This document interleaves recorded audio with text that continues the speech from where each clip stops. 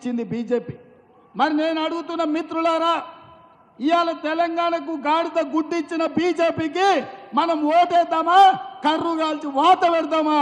మీరు ఒక్కసారి చెప్పండి అని చెప్పి నేను అడుగుతున్నా.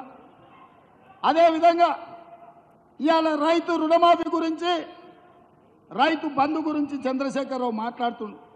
మరి చంద్రశేఖరరావు మతుండు మాట్లాడుతుండో, మందేసి మాట్లాడుతుండో నాకైతే అర్థం కాలే.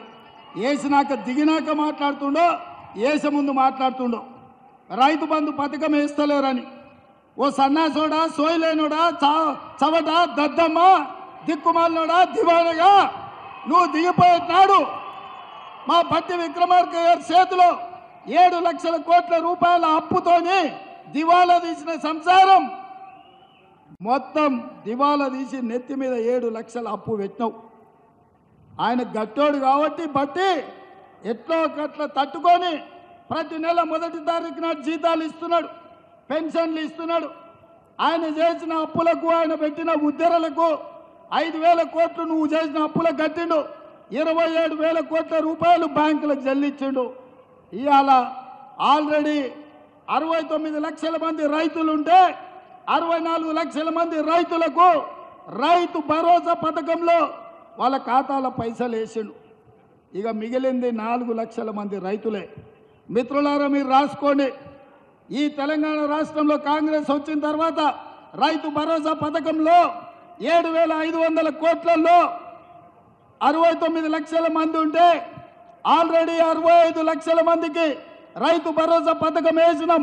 మిగతా 4 లక్షలకు ఈ నెల 8 తారీఖు లోపల ప్రతి చివరి రైతు వరకు, ఆఖరి వరకు ఉన్న వాళ్ళకు అందరికీ రైతు భరోసా పథకాన్ని, మిగిలిన బకాయిలను చెల్లించే బాధ్యత మాది.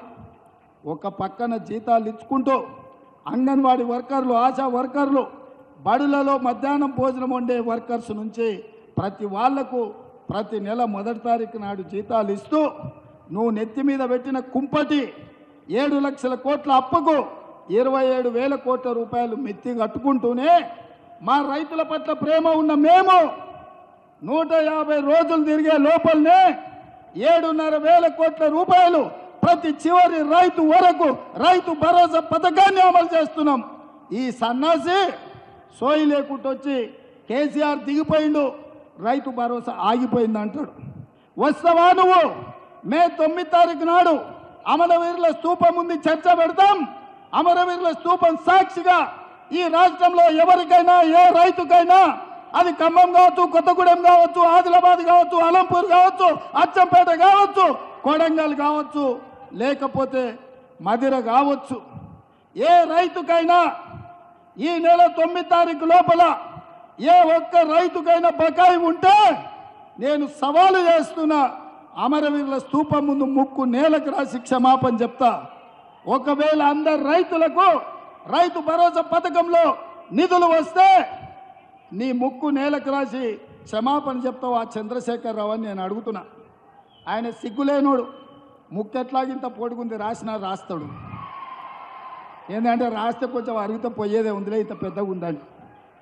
అట్లాంటోడు ఈరోజు ఈ రాష్ట్రంలో మనకు ప్రధాన ప్రతిపక్ష నాయకుడు ఉన్నాడు. అది మన దురదృష్టం.